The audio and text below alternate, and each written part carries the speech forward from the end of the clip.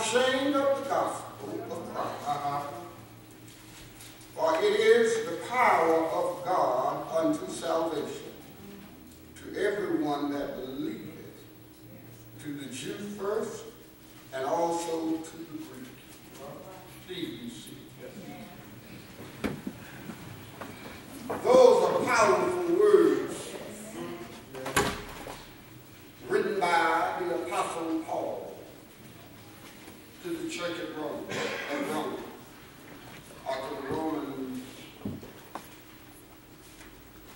saints of God. And I want to just talk from those words, the power of the gospel. The power of the gospel. The first thing that comes to my mind is question. What is the gospel?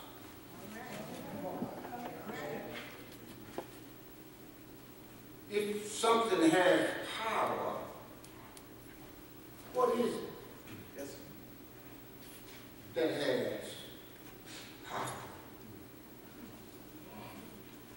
Some say that the word gospel implies good news. That's true. It is indeed good news. But good news about what?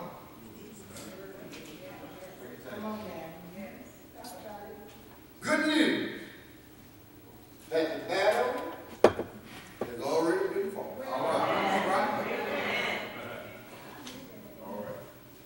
And the victory is won. Now that's good news. All right.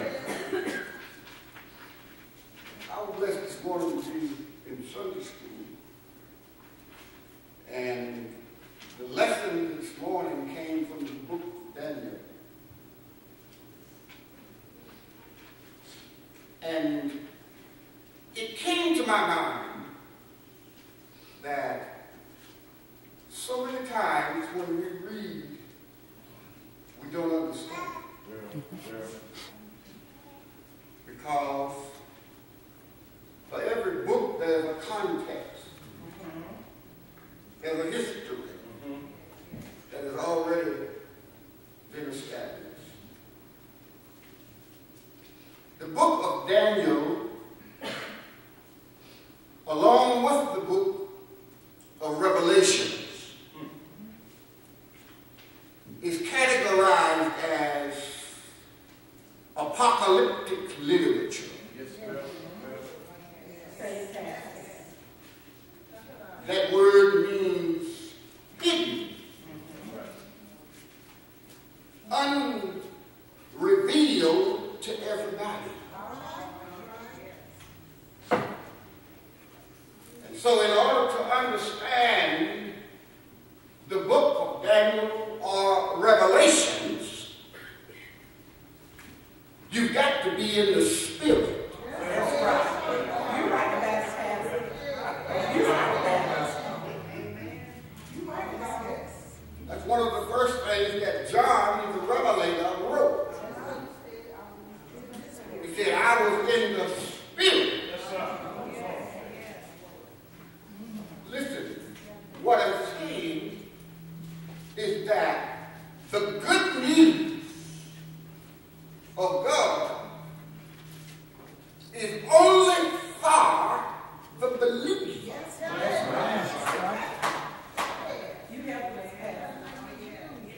A crook can't get it. No. I don't care how smart you are. Come on now. You cannot get to heaven apart from Jesus. No matter how holy you are, no matter how hard you try. So when we humble ourselves before God, He unveils the book.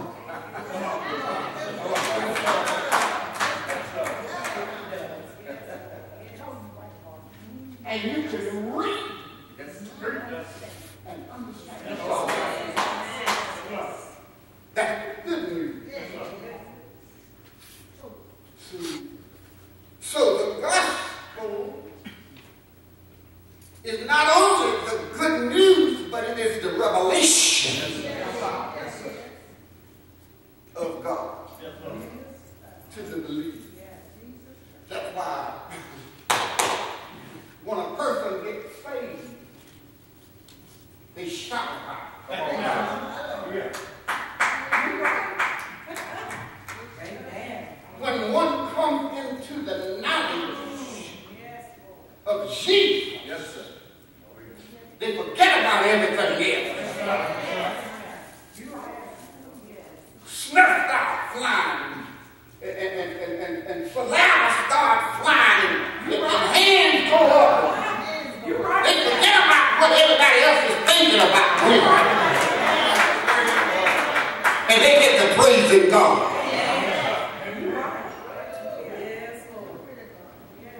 Because they got a revelation of something that they did not have. Can I get a witness? Oh, thank God for the gospel. And I need to say this too, is that there is already a plan in place for your salvation. And that plan is Jesus. Y'all going with me? Now that's the good news. You see, because only Jesus can change a contrite heart. Only Jesus can penetrate some of our ideologies, some of our philosophies and our ideas and concepts. Only Jesus can tear that stuff down. Preacher, give you a new start. Paul wrote in the book of Romans, in the very first chapter, in verse 16, he said, I ain't ashamed of it. That's what he said. I'm not ashamed of the gospel. Here's what Paul is saying, if I can paraphrase this. If Jesus saved me,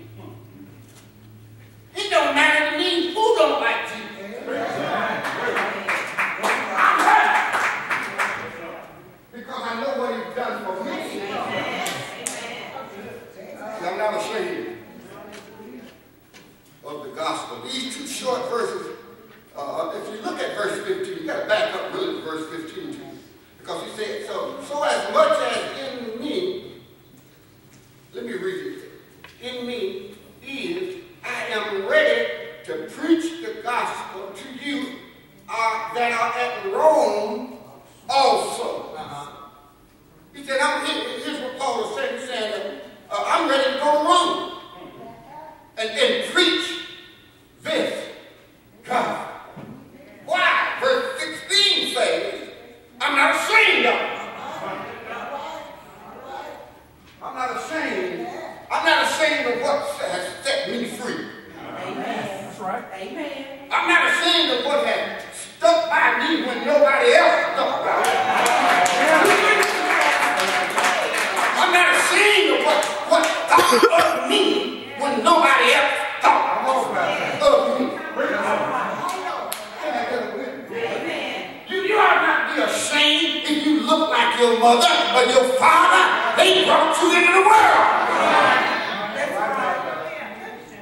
You ought to stand in pride and say, yeah, but I'm proud to look like my dad. I'm not ashamed of that. I don't care what daddy's behavior is. One thing he did was he brought you into the world. I'm not ashamed of the gospel. And you know, there's a lot of things in my life. I know I'm getting a little bit away from my manuscript here, but there's a lot of things in my life that I am ashamed of. There's some things I've done I'm ashamed of. There's some places I've been I'm ashamed. There's some folks I have associated with I'm ashamed that I did. But I'm not ashamed of God.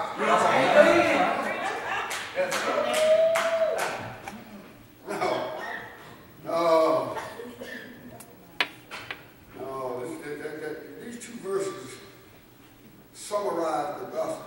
In these two verses, Paul gives a clear declaration of God's power, his purpose in the gospel message.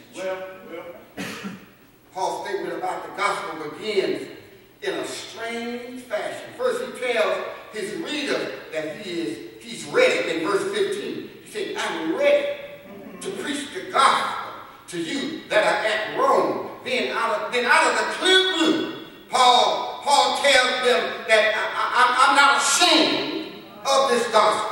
For it is the message of power of God that when one wants to receive salvation. It is the power of God. That's what the gospel message is. It took the power of God to bring us out of our mess. You don't hear what I'm saying? You tried for years to quit. And you couldn't do nothing with it. But in a fraction of a second, in a twinkling of an eye, God brought you out of it.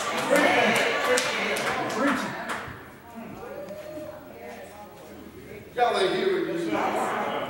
God is an awesome God. He's an awesome God.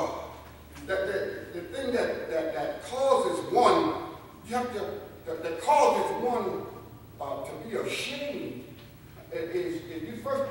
I remember when I was a child. And I've always said we were poor.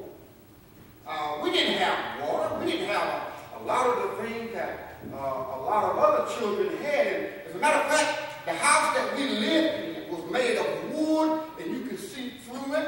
You can see when the winter came, the wind just came through the walls just like it wasn't there. And it was built up on about 4 layers of brick that stood off the ground. Y'all ain't hearing me. And we didn't have running water. We didn't have the commodities of bathrooms and all of the other things that other children had. And when I would go to school, and when school